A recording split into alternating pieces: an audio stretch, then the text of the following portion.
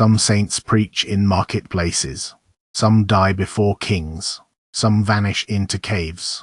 Saint Paisius Velichkovsky fought a quieter battle. He copied, translated, corrected, and carried the writings of the Holy Fathers so future monks would not forget how to pray. His weapon was not a sword. It was a manuscript. His battlefield was not a city wall. It was the fragile memory of the Church.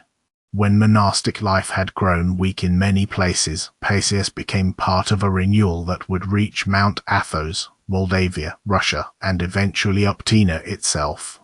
Paisius was born in Poltava in 1722. In youth, he was known as Peter or Platon in different stages of his early life. What matters most is the hunger that drove him. He did not want a shallow religious life. He wanted guidance, obedience, prayer, and the living tradition of the Fathers. Again and again, he searched for a spiritual teacher and a monastic environment where the inner life had not become routine. This search took him through schools, monasteries, disappointments, and finally toward the Holy Mountain. That restlessness was not spiritual tourism. It was discernment. Paisius was looking for a way of life where the words humility, obedience, watchfulness, and prayer still had flesh on them. He was willing to leave places that looked religious if they could not give him the living tradition he sought. Mount Athos became decisive. There Paisius encountered the world of hesychast prayer, the Jesus prayer, silence, watchfulness, and the writings of the Fathers not as museum pieces, but as instructions for transformation. He did not treat books as decorations. He treated them as living guides. For 17 years on Athos, he copied Greek patristic texts and translated them into Slavonic. Every page mattered because a mistranslated spiritual text could mislead a soul, while a faithful translation could become a lantern for generations. Imagine the patience required: candlelight, worn manuscripts, difficult Greek, fragile paper, tired eyes, and the pressure of knowing that the text was not merely literature. It was spiritual medicine. A careless word could weaken the medicine. A careful word could carry it intact into another language. Paisius did not remain alone. Disciples gathered around him. The work of prayer became joined to the work of copying and translation. This was not academic productivity. It was monastic obedience. The brotherhood prayed, labored, studied, corrected texts, and tried to live what they read. That combination is important. Paisius did not want scholars without repentance, or monks without the Fathers. He wanted a life where prayer, community, humility, and the words of the saints all corrected one another. The text was tested in the chapel, in obedience, in confession, in the ordinary friction of brother living beside brother. A book about prayer meant nothing if it did not make the reader more humble, more attentive, and more merciful. Eventually, pressure and circumstance forced Paisius and his brotherhood to leave Athos. They moved into Moldavia, where he would guide large monastic communities and continue the work of spiritual renewal. The move could have looked like defeat. Instead, it spread the fire.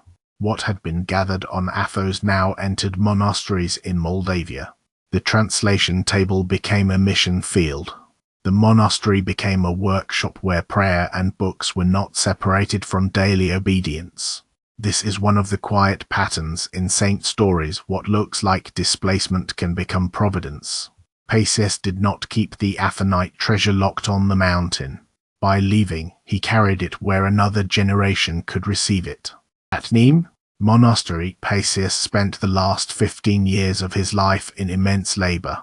He organized translation work, corrected texts, guided monks, and helped shape a disciplined spiritual culture. This is where the story becomes bigger than one saint. A monastery can become a transmission tower.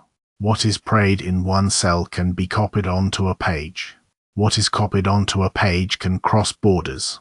What crosses borders can awaken people the translator will never meet. Nîmes was not only a refuge. It became a workshop of memory.